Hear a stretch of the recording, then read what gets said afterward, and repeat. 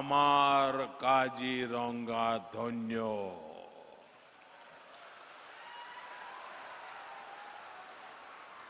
प्रकृति दुनिया कुलात खेली, आमार मौन होल पुण्यो।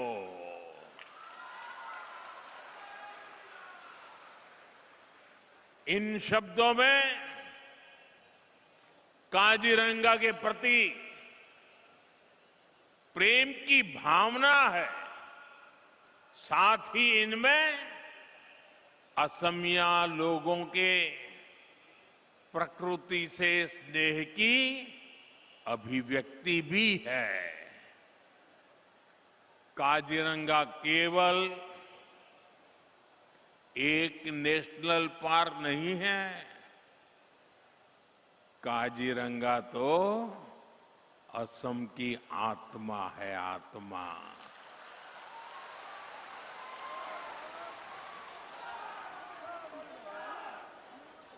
ये भारत की बायोडायवर्सिटी का एक अनमोल रत्न भी है।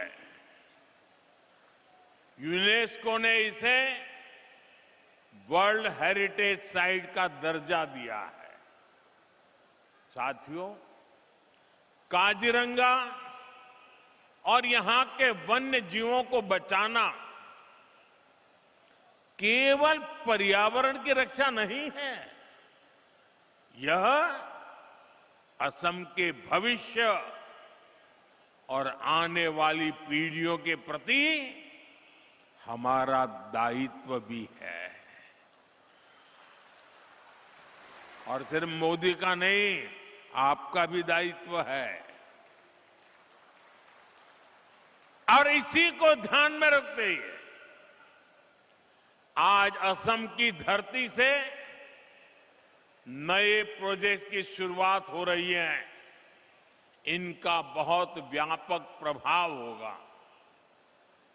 मैं इन प्रोजेक्ट के लिए आपको बहुत बहुत बधाई देता हूं।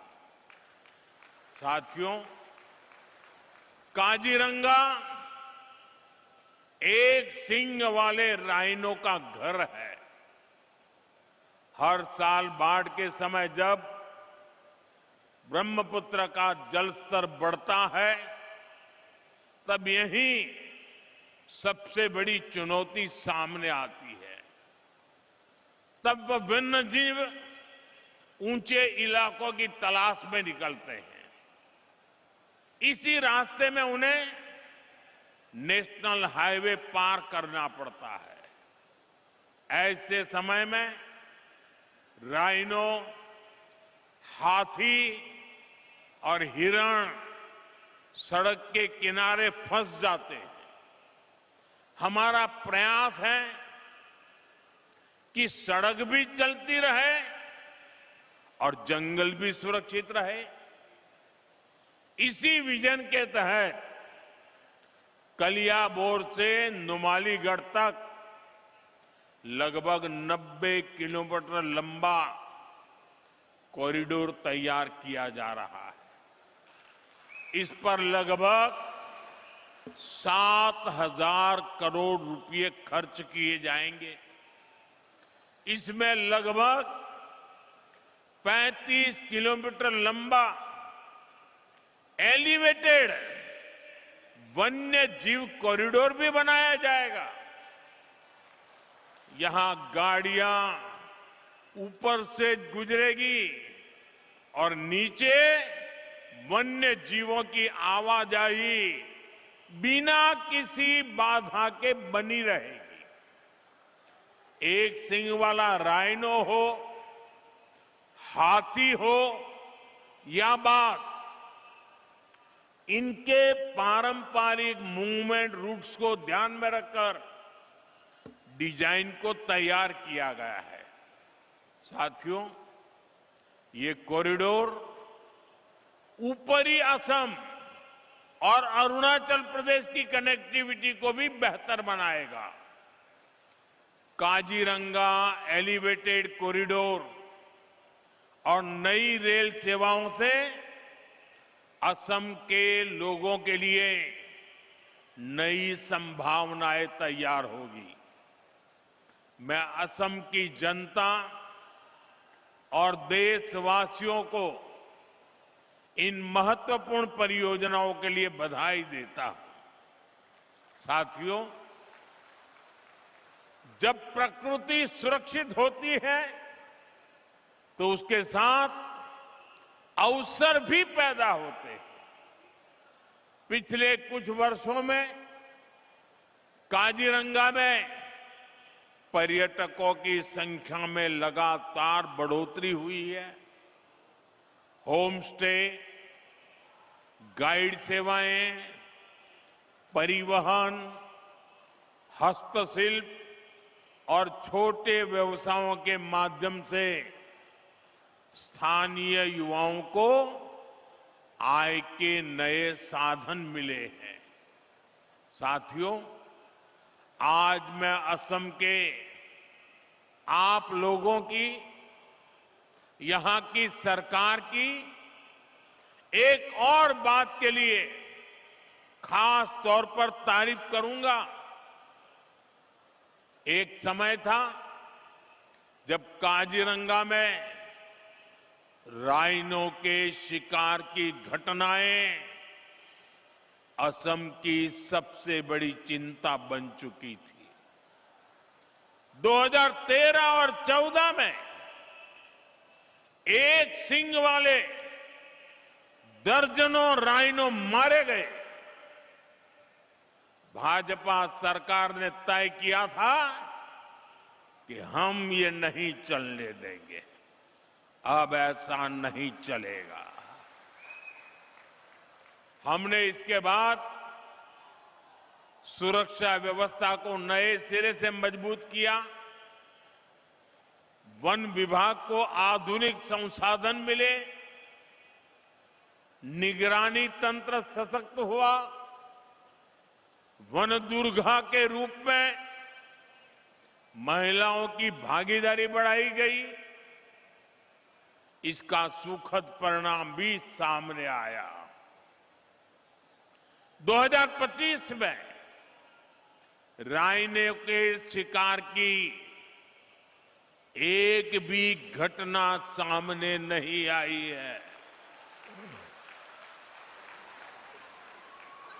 और इसलिए आप सब और सरकार, हर कोई बधाई के पात्र है। ये भाजपा सरकार की राजनीतिक इच्छा शक्ति और असम के लोगों के प्रयास से संभव हुआ है। साथियों, लंबे समय तक एक सोच ये बनी रही कि प्रकृति और प्रगति एक दूसरे के विपरीत है।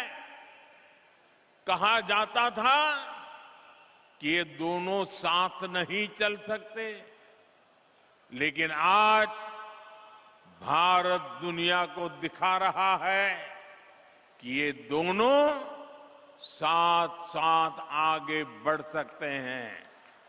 इकोनॉमी भी, इकोलॉजी भी। पिछले एक दशक में देश में जंगलों और पेड़ों का कवरेज बढ़ा है। लोगों ने एक पेड़ मां के नाम अभियान में बढ़ चढ़कर हिस्सा लिया है।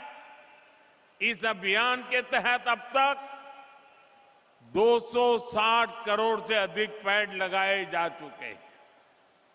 2014 के बाद देश में टाइगर और एलिफेंट रिजर्व की संख्या बढ़ गई है। प्रोटेक्टेड एरिया और कम्युनिटी एरिया में भी बड़ा विस्तार हुआ। जो चीते भारत से लंबे समय पहले विलुप्त हो गए थे, उन्हें अब वापस लाया गया है। आज चीता लोगों के लिए एक नया आकर्षण बन गया है। हम वेटलैंड कंजर्वेशन पर भी लगातार काम कर रहे हैं। आज भारत एशिया का सबसे बड़ा रामसर नेटवर्क बन चुका है। रामसर साइट्स की संख्या में उसके हिसाब से भारत दुनिया में तीसरे स्थान पर है। अब हमारा असम भी दुनिया को दिखा रहा है कि कैसे विकास के साथ साथ हम अपनी विरासत को भी संभाल सकते हैं, प्रकृति की भी रक्षा कर सकते हैं। साथियों, नॉर्थ ईस्ट की सबसे बड़ी पीड़ा हमेशा दूरी की रही। दूरी दिलों की, दूरी स्थानों की। दशकों तक यहां के लोगों के महसूस होता रहा कि देश का विकास कहीं और हो रहा है और वे पीछे छूट रहे हैं। इसका असर केवल अर्थव्यवस्था पर नहीं पड़ा, बल्कि भरोसे पर भी पड़ा। इस भावना को बदलने का काम भाजपा ने किया। डबल इंजन की सरकार ने नॉर्थ ईस्ट के विकास को प्राथमिकता बनाया। रोडवेज, रेलवेज, एयरवेज, वाटरवेज के माध्यम से असम को जोड़ने पर एक साथ काम शुरू हुआ। साथियों, जब हम रेल कनेक्टिविटी बढ़ाते हैं तो इसका फायदा सामाजिक और आर्थिक दोनों स्तरों पर होता है। इसलिए नॉर्थ ईस्ट के लिए कनेक्टिविटी का विस्तार बहुत महत्वपूर्ण है। लेकिन कांग्रेस ने कभी इसकी परवाह नहीं की। मैं आपको एक आंकड़ा देता हूं। जब कांग्रेस की केंद्र में सरकार थी तो असम को बहुत कम रेल बजट मिलता था, लगभग 2000 करोड़ रुपए। अब भाजपा सरकार में इसे बढ़ाकर लगभग 10,000 करोड़ रुपए सालाना कर दिया गया है। अब मैं आपको पूछता हूं, ये आंकड़ा आपको याद रहा क्या? ये आंकड़ा आपको याद रहा क्या कि भूल गए? मैं फिर से याद कराता हूं। कांग्रेस के जमाने में असम को रेलवे के लिए 2000 करोड़ रुपया मिलता था। कितना? सबके सब बोलिए, कितना मिलता था? कितना मिलता था? कितना मिलता था? भाजपा सरकार आने के बाद असम को कितना मिलता है? 10,000 करोड़ रुपया। कितना? कितना? कितना? 10,000 करोड़ रुपया। यानी कांग्रेस जितना पैसा असम को रेलवे के लिए देती थी, भाजपा उससे 5 गुना ज्यादा पैसा असम को दे रहा है। साथियों, इस बढ़े हुए निवेश से बड़े पैमाने पर इंफ्रास्ट्रक्चर निर्माण हुआ है। नई रेल लाइनें बिछाने से, दोहरीकरण और इलेक्ट्रिफिकेशन होने से रेलवे की क्षमता बढ़ी है, लोगों के लिए सुविधाएं बढ़ी हैं। आज कलियाबोर से जिन 3 नई ट्रेन सेवाओं का शुभारंभ हो रहा है, वे भी असम की रेल कनेक्टिविटी में एक महत्वपूर्ण विस्तार है। वंदे भारत स्लीपर ट्रेन गुवाहाटी को कोलकाता से जोड़ेगी।